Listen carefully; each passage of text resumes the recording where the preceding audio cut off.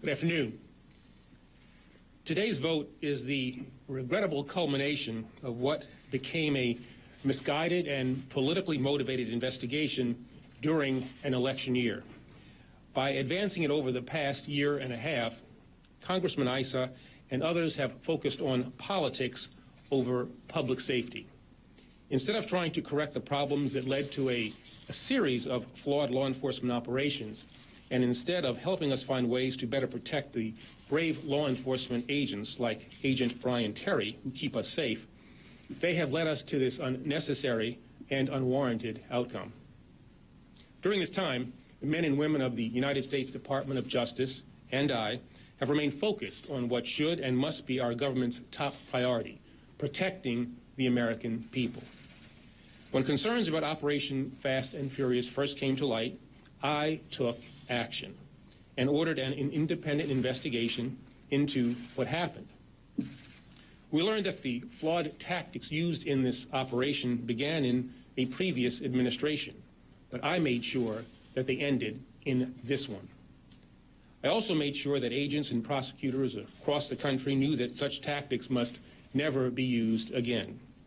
I put in place new policies, new safeguards, and new leadership to make certain of this, and took extraordinary steps to facilitate robust congressional oversight.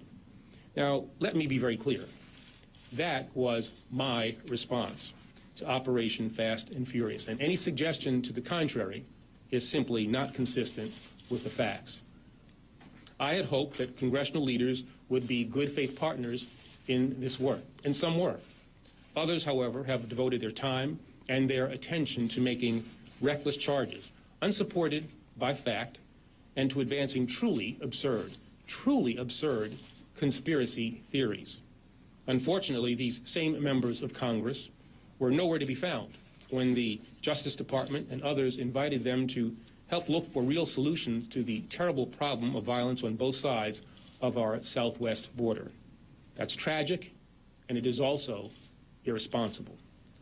The problem of drugs and weapons trafficking across this border is a real and significant public safety threat, and it deserves the attention of every leader in Washington. In the face of these and other challenges, the Justice Department has continued to move forward in fulfilling its critical law enforcement responsibilities, whether it is with regard to prosecuting financial and healthcare fraud, achieving a record mortgage settlement, taking aggressive action in protecting the most vulnerable among us, or challenging proposed voting changes and redistricting maps that would potentially disenfranchise millions of voters. This Department of Justice has not been afraid to act, nor have I been. Now, some of these enforcement decisions were not politically popular and help to explain the actions that were taken today by the House. As Attorney General, I do not look to that which is politically expedient.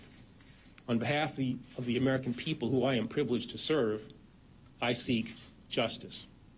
In recent weeks, the Justice Department secured its 7th conviction in the most serious terrorist plot our nation has faced since 9/11. And just 2 days ago, the department awarded more than $100 million in grants to save or to create law enforcement jobs, including more than 600 jobs for recent veterans. This is the kind of work that leaders in Washington should be striving together to advance.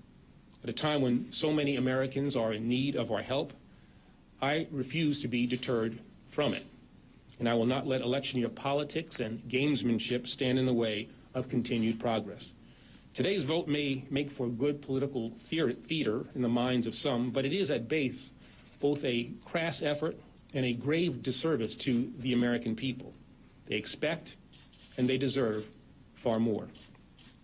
As a result of the action taken today by the House, an unnecessary court conflict will ensue.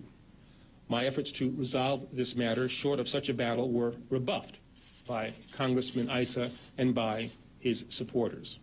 It's clear that they were not interested in bringing an end to this dispute or even obtaining the information they say they wanted. Ultimately, their goal was the vote that, with the help of special interest, they now have engineered.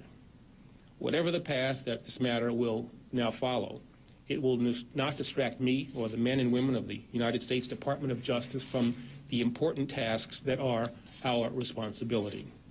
A great deal of work for the American people remains to be done.